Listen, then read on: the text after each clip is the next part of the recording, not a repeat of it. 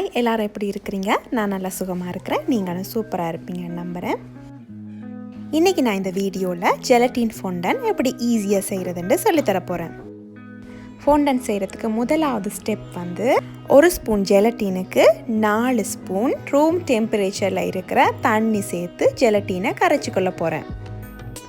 என்னோட சேனலில் இருக்கிற எல்லா கேக்குமே இது மாதிரி ஃபோண்டன் செஞ்சு தான் கவர் பண்ணியிருக்கிறேன். நான் இந்த வீடியோட இறுதி பாகத்தில் நான் செஞ்ச கேக்ஸை அட்டாச் பண்ணி விடுறேன். விருப்பமெண்டா பாருங்கள்.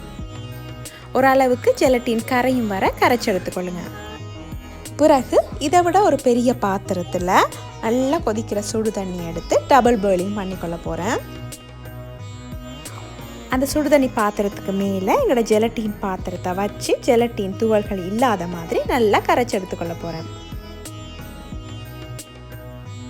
இப்படி செய்கிறத டபுள் பாயிலிங் மெத்தடுன்னு சொல்லுவாங்க. இப்போ ஜெலட்டின் நல்லா கரைஞ்சிட்டுது. இனி இதை வடிச்சு எடுத்துக்கொள்ள போகிறேன்.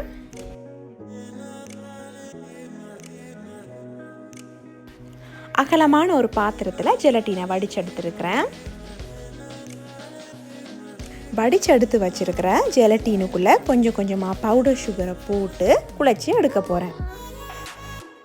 இதில் நான் 150 கிராம் பவுடர் சுகர் யூஸ் பண்ணியிருக்கிறேன். இது மாதிரி கொஞ்சம் கொஞ்சமாக பவுடர் சுகரை போட்டு கையில் ஒட்டாத பதம் வரும் வர குழைக்க போகிறேன். என்னோட இந்த சேனலில் கேக் செய்கிற வீடியோஸ் நிறையா இருக்குது. பிளேலிஸ்ட்டில் போய் செக் பண்ணி பாருங்கள். நான் நம்புகிறேன் இந்த வீடியோ உங்களுக்கு இன்ட்ரெஸ்டிங்காகவும் யூஸ்ஃபுல்லாகவும் இருக்குமெண்டு. உங்களுக்கு இந்த வீடியோ பிடிச்சிருந்ததுண்டா இந்த வீடியோவை இருக்கா லைக் பண்ணிவிடுங்க. என்னோட சேனலை சப்போர்ட் பண்ண விரும்புனீங்கன்னா இந்த சேனலை ஒருக்கா சப்ஸ்கிரைப் பண்ணிவிடுங்க. அப்படியே பக்கத்தில் இருக்க பெல் ஐக்கனையும் ப்ரெஸ் பண்ணிவிடுங்க. மார்ஷ்மெலோலையும் ஃபோண்டன் செய்யலாம். அது எப்படி செய்கிறதுண்டு மார்ஷ்மெலோ ஃபோண்டன் வீடியோ என்னோட பிளேலிஸ்ட்டில் இருக்குது. விருப்பம் வேண்டாம் போய் செக் பண்ணி பாருங்கள். இந்த ஃபோண்டன்ட்டை யூஸ் பண்ணியே கேக் அலங்கரிக்கிறதுக்கான கேக் டாப்பர்ஸ், ஃப்ளவர்ஸ் எல்லாம் செஞ்சு கொள்ளலாம். ஆனாலும் ஃப்ளவர்ஸ், கேக் டாப்பர்ஸ் செய்கிறதுக்கு கம் பேஸ்ட் யூஸ் பண்ணுங்கள். கம் பேஸ்ட் செய்கிற வீடியோ பிளேலிஸ்ட்டில் போட்டிருக்கிறேன். இல்லாட்டி டிஸ்கிரிப்ஷன் பாக்ஸில் லிங்க் தரேன். போய் செக் பண்ணி பாருங்கள். இதே ஃபோண்டன்ட்டில் நீங்கள் கம் பேஸ்ட் செய்ய விரும்புனீங்கன்னா இந்த ஃபோண்டன்ட்டோட டைலோஸ் பவுடர் இல்லாட்டி சிஎம்சி பவுடர் கொஞ்சம் சேர்த்துக்கொள்ளலாம். இது மாதிரி நாங்கள் குழைச்சி எடுத்த பிறகு ஃபோண்டன் நல்லா ஸ்மூத்தாக இருக்கும். கலர் ஃபோண்டன்ட் வேணுமெண்டா வில்டனில் இருக்கிற ஜெல் கலர் யூஸ் பண்ணி ஃபோண்டன்ட்டை கலர் பண்ணிக்கொள்ளலாம்.